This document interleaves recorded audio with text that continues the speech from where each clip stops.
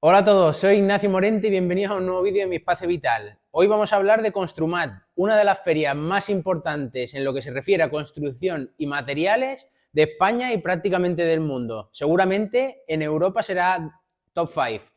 Una pequeña intro y empezamos con un nuevo vídeo. Os voy a decir lo que me parece que es interesante de esta feria y también os voy a decir todo aquello que no me gusta. De hecho, yo hace años que no voy a visitarla. Poneros cómodos que empezamos con un nuevo vídeo.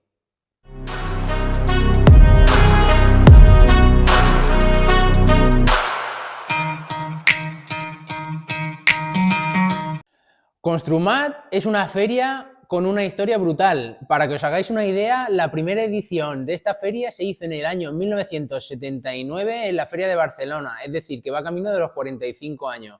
En todos estos años, como es normal, ha sufrido pues crisis económicas, crisis en el sector de la construcción como la que hubo tan fuerte entre el año 2009 y 2017 aproximadamente, y bueno, ha experimentado una evolución que en algunos aspectos para mí ha sido interesante, pero en otros aún le falta mejorar.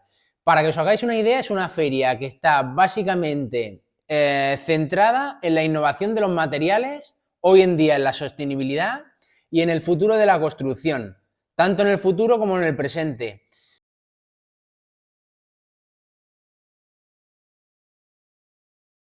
Actualmente en el mundo podemos encontrar infinidad de ferias en la construcción, pero básicamente ferias que le hagan la competencia a Construmat, yo diría que hay 5 o 6. Está la BAU, que es una feria importantísima de materiales que se hace en Alemania, concretamente en Múnich, y es bianual, es decir, que se hace cada 2 años.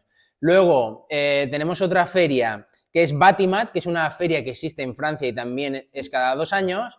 Como no, en los Emiratos Árabes se hace una anual que se llama The Big Five, y hay un par de ferias más que se hacen en los Estados Unidos. Con estas ferias podríamos decir que el cupo de representación en lo que se refiere a construcción y materiales está bastante cubierto en el mundo. Construmat, como os he comentado, es una feria que tiene aproximadamente 43 años y que desde su creación en el año 1979 pues ha ido evolucionando a veces para mejor y a veces no tanto en lo que se refiere al sector de la construcción y de los materiales. Construmat desde el año 2023 ha apostado y ha hecho énfasis en varios aspectos: la construcción industrializada, la sostenibilidad, la rehabilitación energética y la implementación de los sistemas BIM. Los sistemas BIM son herramientas que utilizamos parecidas a la inteligencia artificial que hoy en día también se está implementando en la construcción, tanto arquitectos como diseñadores, para diseñar los proyectos y para poder construirlos. Hasta aquí todo suena muy bien, es interesante, pero yo creo que es una feria que única y exclusivamente en sus 45 casi años de antigüedad ha estado enfocada única y exclusivamente para profesionales del sector, tanto para constructores, arquitectos, diseñadores, gente que se dedica al mundo de la arquitectura. Hoy en día, en el siglo XXI, en los tiempos que corremos y tal y como está la sociedad, creo que el próximo punto que debería mejorar esta feria es intentar abrirse e intentar divulgar en lo que se refiere al sector de la construcción, en cómo implementar los materiales, en cómo deben implementarse los sistemas sostenibles y lo que ello representa en los lugares donde nosotros estamos desarrollando nuestras vidas. A mí hace tiempo que me dejó de interesar ir a Construmat porque al final para mí tenía cierto sentido cuando la tecnología y las redes sociales no eran tan próximas a nosotros. Es decir, era un sitio donde tú ibas y te ponías al día de lo que estaba pasando en el sector, qué nuevos materiales aparecían. Pero hoy en día los arquitectos y prácticamente toda la sociedad tiene acceso a la mayor parte de la información de la que disponemos tanto en redes sociales como podría ser Instagram o plataformas especializadas. A partir de aquí, a mí hay algo que me llamó la atención del presidente de Construmat, que es Xavier Vilallona, que hizo una entrevista este miércoles en els matins de TV3, que os pongo a continuación y ahora las comentamos. Las declaraciones son en catalán, pero tranquilos para el que no lo entienda, que ahora os hago un pequeño resumen. Senyor Vilajoana, vostès han presentat, el sector ha presentat per primera vegada un decàleg de mesures per resoldre la falta d'habitatge. Què és el que proposen? Bé, tal com diu la paraula, són 10 punts, que creiem que tots ells són molt importants, no n'hi ha cap més important que altre, i sobretot és una manera de pressionar, en el bon sentit de la paraula, a l'administració. Vull recordar que en els últims anys les inversions, per exemple, en polítiques d'habitatge en aquest país han estat molt minses. i, per tant, calen inversions, cal finançament, també cal revisar el tema fiscal. Vull recordar l'altre dia va sortir un informe que la càrrega fiscal en el nostre país és un 30% superior a l'OCDE, a la mitjana, i per tant hi ha molts punts, i aquest decàleg així ho recull, on s'ha d'incidir per poder produir els nivells que necessitem. Escolti'm, més enllà de la rapidesa o no, hi ha un altre problema que afecta el sector de l'habitatge, que és el preu. Segurament l'habitatge és la inversió més important que faran moltíssimes persones, moltíssimes famílies. S'hi posen també amb aquesta qüestió, la de construir més ràpid i a un preu més assequible, donat com està el sector? Bé, al final és el que es tracta. No pot ser que l'habitatge sigui un bé de luxe per tothom. Per tant, sí que és un dels objectius. També és veritat que a nivell de costos és un mercat molt global, el de la construcció, com molts altres. Per tant, hi ha molts punts que hi tenim poca incidència. El que sí que és veritat que sempre parlem de la relació entre el cost i l'esforç, entre els salaris, i normalment ara últimament només fem que parlar del cost i del preu de l'habitatge. També potser hauríem de parlar de com evolucionen els salaris, que en aquest cas és més lligat a l'activitat econòmica en si dels països que no pas a un sector en concret. Nosaltres, com a sector, estem fent els deures. De fet, aquí al Saló es pot veure perfectament com a nivell de sostenibilitat, d'eficiència, i també quan es redueixen els terminis i els plaços també redueixen els costos. Per tant, nosaltres des d'aquest punt de vista estem fent absolutament tot el que podem fer, i així es reflecteix en una no escalada de costos que s'estan mantenint bastant constants, però evidentment jo crec que l'administració, per la seva part, ha de fer més. Os tengo que decir que yo hay muchas cosas que estoy de acuerdo con lo que está diciendo el presidente de Construmat. Hay otras que no tanto, ahora os comentaré, pero el resumen de lo que está diciendo básicamente es que hace falta que los políticos se involucren. TIC, para mí, obviamente. Si el sector político no se involucra y hace que al final las viviendas puedan ser asequibles para todo el mundo, difícilmente, por más que queramos en el sector de la construcción, podremos llegar a ello. Otro punto que cita es la eficiencia administrativa, que yo creo que es una de las claves también del sector.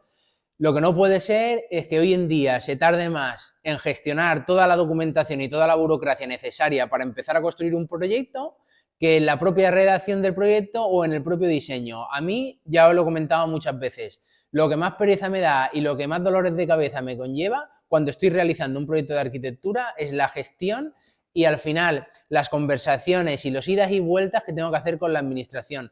Para que os hagáis una idea, en un proyecto de arquitectura, las gestiones administrativas y burocráticas suponen para mí, por ejemplo, un 70% del conjunto de un proyecto.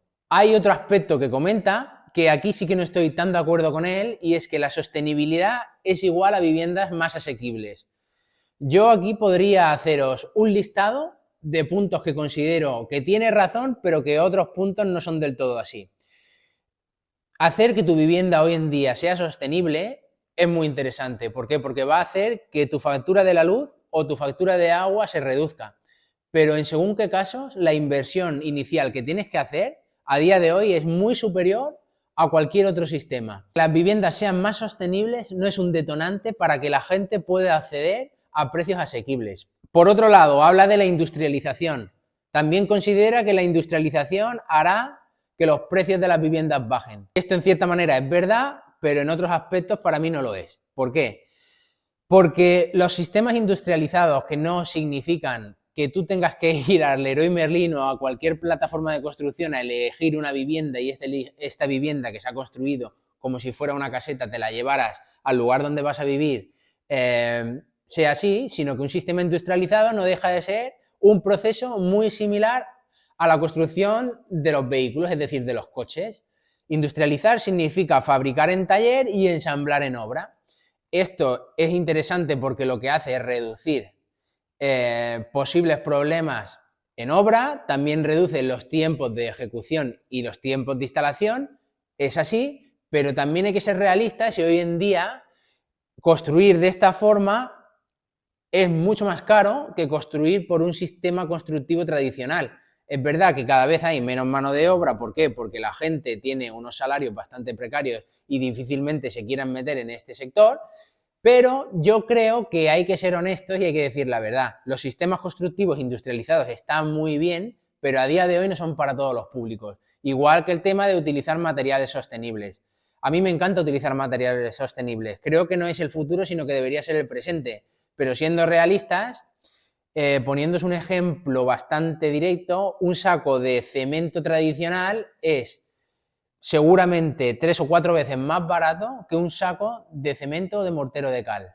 El mortero de cal es un material sostenible que está muy bien, pero que a día de hoy sigue siendo mucho más caro que materiales estándar, es decir, materiales que no están enfocados en la sostenibilidad, sino que están enfocados en construir, que son mucho más baratos y mucho más asequibles que materiales sostenibles. Por ejemplo, aislantes térmicos. El corcho es un aislante térmico espectacular, la madera es un aislante térmico espectacular, pero a día de hoy es muchísimo más caro que utilizar aislantes térmicos que provienen del petróleo. ¿Por qué? Porque hay muchísima más oferta. Entonces, está muy bien el tema de los materiales sostenibles, pero para mí este no es el detonante que hará que los precios de las viviendas bajen, sino que tendría que ser una consecuencia de la calidad constructiva. Y por último, todo esto que dice Xavier está muy bien, pero hace énfasis en que últimamente solamente nos fijamos en que los precios de las viviendas son muy altos, en que deberían bajar, pero que no se habla de los sueldos. Hombre, yo creo que aquí está teniendo un discurso en cierta medida bastante populista. ¿Por qué? Porque los beneficios y los rendimientos que se sacan por las viviendas son muy superiores a lo que se refieren las rentas de las personas que trabajan. Por mucho que tú le subas un sueldo hoy a una persona, si un piso en una capital, como por ejemplo podría ser Madrid o Barcelona, te está costando de media entre 300 y 400.000 euros y el salario mínimo en España es de 1.400, 1.500 euros, para que esa persona pudiera asumir una hipoteca de a lo mejor 1.200 o 1.300 euros, tendrías casi que doblarle el sueldo. Y eso no es muy realista. ¿Sería espectacular? ¿Sería ideal? Yo estaría encantado de que todo el mundo ganara 3.000 euros, pero yo creo que está lejos de la realidad. Entonces yo creo que el problema de que la gente no pueda acceder a una vivienda no tiene que ver con su salario, sino que tiene que ver con los rendimientos y con todo esto que os he comentado anteriormente de la vivienda. Para que la vivienda empiece a ser sostenible, tiene que haber oferta pública. Las administraciones y los políticos se tienen que involucrar.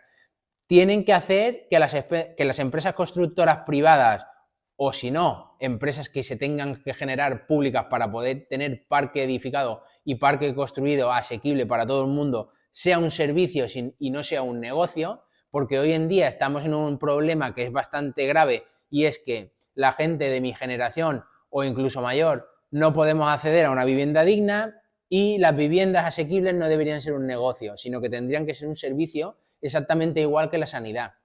Entonces, me parece perfecto lo que comenta, pero yo creo que, por un lado, las viviendas deberían ser asequibles involucrando tanto a privados como a públicos, y esto es labor de las instituciones, pero sobre todo de los dirigentes políticos, que hay que concienciar a la sociedad de que es importante utilizar sistemas sostenibles y materiales que hagan que vivamos de una manera mejor, pero también hay que explicar el coste que esto conlleva a día de hoy. Es importante concienciar también a las empresas para que empiecen a invertir en materiales sostenibles y esto haga que cada vez haya más oferta y por lo tanto los precios sean más asequibles, y sobre todo hay que concienciar a la sociedad de cómo tiene que ser el sitio donde están viviendo, pero sobre todo cómo son las calidades de los materiales y cómo son los elementos que hacen que ellos se sientan a gusto en el sitio que están viviendo o no. Construmat debería ser en el futuro no solamente una feria para industriales y para profesionales del sector, sino que tendría que ser una feria abierta para todo el mundo donde se divulgara sobre procesos constructivos, sobre la calidad de los espacios y sobre todo explicar los costes reales que conlleva la construcción, ni más ni menos. Entonces yo creo que esto sí que sería algo muy interesante y algo que debería mejorar la feria de cara a los próximos años. Nada más, espero que os haya gustado el vídeo, que os haya parecido interesante, que hayáis podido aprender un poco más de lo que es Construmat y desde mi humilde punto de vista cuáles son las cosas que me parecen interesantes y cuáles son las cosas que creo que deberían mejorar. Y nada más, nos vemos en un próximo vídeo de Mi Espacio Vital. Gracias por estar ahí.